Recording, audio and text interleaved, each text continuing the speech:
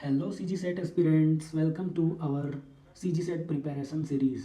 आज हम research aptitude का बहुत ही इंपॉर्टेंट टॉपिक पढ़ने वाले हैं जो है टाइप्स ऑफ रिसर्च, है ना। इस लेक्चर के एंड तक आप इजली समझ जाएंगे कि descriptive research, correlational research, explanatory, exploratory, है ना, रिसर्च में डिफरेंस क्या है। तो स्टार्ट करते हैं। रिसर्च क्या होता है? तो रिसर्च क्या है, यदि हम किसी प्रॉब्लम को साइंटिफिक मेथड से स्टडी करेंगे या फिर करते हैं और उसका सॉल्यूशन फाइंड आउट करते हैं या फिर नॉलेज को डेवलप करते हैं, तो उसको हम क्या बोलते हैं? रिसर्च, है ना। तो अब रिसर्च समझ में है। अब हम आते हैं सीधा डायरेक्टली टाइप्स ऑफ रिसर्च। तो देखिए, टाइप्स ऑफ रिसर्च में आप देख सकते हैं कि objective based, application based, logic based, है ना, फॉर्मेशन और इंक्वायरी बेस्ड रिसर्च, ये बहुत सारे टाइप्स हैं रिसर्च के। इसको वन बाय वन हम अभी सिंपल वे में डिस्कस करेंगे क्योंकि ये बहुत ही इंपॉर्टेंट टॉपिक है, तो आपको इसको कवर करना बहुत ही ज़्यादा ज़रूरी है। तो सबसे पहले स्टार्ट करने से पहले एक क्या बोलते हैं, एक एग्जांपल देता हूँ आपको और क्वेश्चन करता हूँ। यदि आपको पता हो तो बताना कि जैसे कॉलेज का प्रिंसिपल है ना, वो चाहता है कि स्टूडेंट का क्या बोलते हैं, स्टूडेंट का जो रिजल्ट है वो डिक्रीज़ हो रहा है ना। तो वो रिसर्च करना चाहते हैं कि क्यों, ऐसा क्या कारण है जिससे उनका रिजल्ट डिक्रीज हो रहा है। तो यदि जो प्रिंसिपल है, if he only wants to know the current result status, है ना, यदि वो जो प्रिंसिपल है वो करेंट रिजल्ट स्टेटस जानना चाहता है, तो वो कौन सा रिसर्च यूज़ करेगा? तो आंसर है डिस्क्रिप्टिव रिसर्च। क्यों? क्योंकि करेंट रिजल्ट, है ना, जो है वो डिस्क्रिप्टिव रिसर्च में होता है। यदि सेम उसी तरीके से if he wants to find the relationship between attendance and result, then which type of result does principal use, है ना। तो इसमें कौन सा रिसर्च यूज़ करेंगे जो प्रिंसिपल है वो है correlational result research. Okay, so today we will learn all this types of research in simple way. Okay, तो आप बने रहिए। तो सबसे पहला है डिस्क्रिप्टिव रिसर्च, है ना। मैं इसको आपको ना शॉर्ट्स में बता रहा हूँ, एकदम शॉर्ट में। देखिए, ये इसको आप पढ़ेंगे तो थोड़ा टाइम लग जाएगा। मैं आपको एकदम सिंपल और शॉर्ट में बता रहा हूँ। ये आपको एक तरीके से समझ सकते हैं कि ये ट्रिक है ना, इसको याद करने का। तो जो डिस्क्रिप्टिव रिसर्च है उसका मेन क्वेश्चन क्या होता है? व्हाट क्या है इसका मेन क्वेश्चन है, और एग्जांपल सर्वे। तो डिस्क्रिप्टिव रिसर्च क्या है, इसका मेन क्वेश्चन व्हाट है ना। इसका मेन ऑब्जेक्टिव होता है कि किसी सिचुएशन को डिस्क्राइब करना, है ना। ये सिर्फ ये बताता है कि क्या हो रहा है, व्हाट इज हैपनिंग, है ना। ये डिस्क्रिप्टिव रिसर्च बताता है, डिस्क्राइब करता है ना। जैसे एग्जांपल में मैं आपको बताऊं, अगर मैं सर्वे करूं, है ना, कि स्टूडेंट ऑनलाइन क्लास को कितना प्रीफर कर रहा है ना, तो ये क्या होगा? डिस्क्रिप्टिव रिसर्च होगा। तो डिस्क्रिप्टिव रिसर्च में मेन क्वेश्चन होता है व्हाट, और ये क्या करता है? डिस्क्राइब करता है ना, और सिचुएशन को डिस्क्राइब करता है, और ये सिर्फ ये बताता है कि क्या हो रहा है ना। तो ये हो गया डिस्क्रिप्टिव। सेकंड है कोरिलेशनल रिसर्च। सो कोरिलेशनल रिसर्च का मेन क्वेश्चन है रिलेशनशिप, है ना। ये क्या करता है? रिलेशनशिप बताता है। जब दो वेरिएबल के बीच का रिलेशनशिप बताए, है ना, तब हम कोरिलेशनल रिसर्च को अप्लाई करते हैं, है ना। जैसे एग्जांपल में स्टडी टाइम एंड मार्क्स, है ना, स्टडी टाइम और एग्जाम मार्क्स के बीच का जो रिलेशनशिप है वो आ जाता है कोरिलेशनल रिसर्च में। जैसे जितना ज़्यादा स्टडी टाइम होगा, है ना, उतना हमारा मार्क्स भी बढ़ेगा या फिर आएगा। तो ये हो गया कोरिलेशनल। कोरिलेशनल मतलब रिलेशनशिप, है ना। उसके बाद है थर्ड एक्सप्लेनेटरी, है ना। एक्सप्लेनेटरी का मेन क्वेश्चन क्या है? वाई, है ना। तो एक्सप्लेनेटरी रिसर्च का मेन पर्पस क्या होता है कि किसी भी फेनोमेनन के पीछे का जो रीजन है ना, तो उसको समझाना होता है ना। ये कॉज और इफेक्ट रिलेशनशिप एक्सप्लेन करता है। जो एक्सप्लेनेटरी रिसर्च है वो कॉज और रीजन और इफेक्ट का रिलेशनशिप को एक्सप्लेन करता है ना।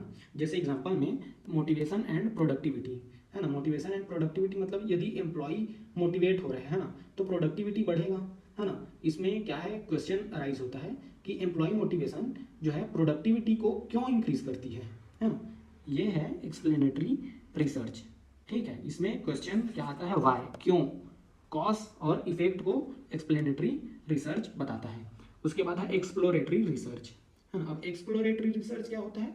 इसका मेन क्वेश्चन है व्हाट इज द इशू, है ना। What is the issue is the main question. जब हम किसी टॉपिक के बारे में बहुत कम इंफॉर्मेशन अवेलेबल करते हैं या फिर हमारे पास बहुत ही कम नॉलेज होती है स्पेसिफिक टॉपिक के बारे में, तब हम एक्सप्लोरेटरी रिसर्च करते हैं, है ना। जैसे कि एग्जांपल में न्यू ट्रेंड स्टडी, मतलब सोशल मीडिया का नया ट्रेंड समझना हो तो हम क्या करेंगे?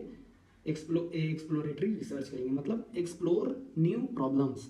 एक्सप्लोरेटरी में हम क्या करेंगे? नए प्रॉब्लम्स को एक्सप्लोर करेंगे। व्हाट इज द इशू, है ना, नए प्रॉब्लम्स को, नए इश्यूज को एक्सप्लोर करेंगे, वो क्या है? एक्सप्लोरेटरी।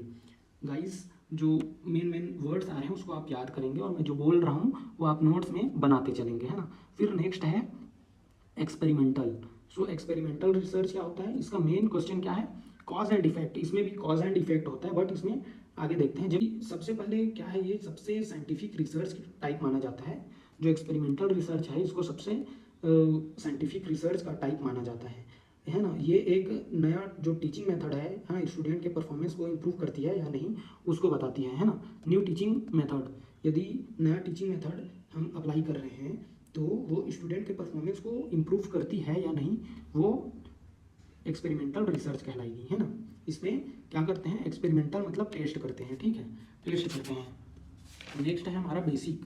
बेसिक रिसर्च में क्या होता है, मेन क्वेश्चन नॉलेज है ना। जब नॉलेज मतलब प्रैक्टिकल सॉल्यूशन देना होता है। इसका main objective of basic research is to give the practical solution, है ना। जब इसमें क्या होता है, एक थ्योरी डेवलप करना होता है ना, वो बेसिक रिसर्च में आता है। फिर है अपना अप्लाइड। अप्लाइड का क्या होता है, इसमें सॉल्यूशन प्रोवाइड करता है ना, सॉल्यूशन प्रोवाइड करता है। रियल लाइफ प्रॉब्लम का जो सॉल्यूशन प्रोवाइड करे वो अप्लाइड रिसर्च में आता है। फिर नेक्स्ट है हिस्टोरिकल।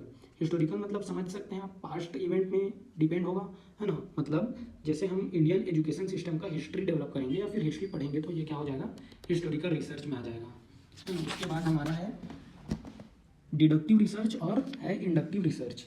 तो डिडक्टिव रिसर्च क्या है, in deductive research the researcher studies what others have done, है ना। मतलब डिडक्टिव रिसर्च में क्या होता है, जो पहले से रिसर्च हो चुका है, जो रिसर्चर ने पहले से टॉपिक्स को रिसर्च कर दिया है, उनको हम क्या करते हैं, फिर से रीड करते हैं, है ना। रीड करते हैं, टेस्ट, उसके बाद हम क्या करते हैं, टेस्ट करते हैं। And then test hypothesis that emerge from those theories. मतलब जो एग्जिस्टिंग थ्योरीज है उसको हम फिर से स्टडी करके नया हाइपोथेसिस टेस्ट करते हैं।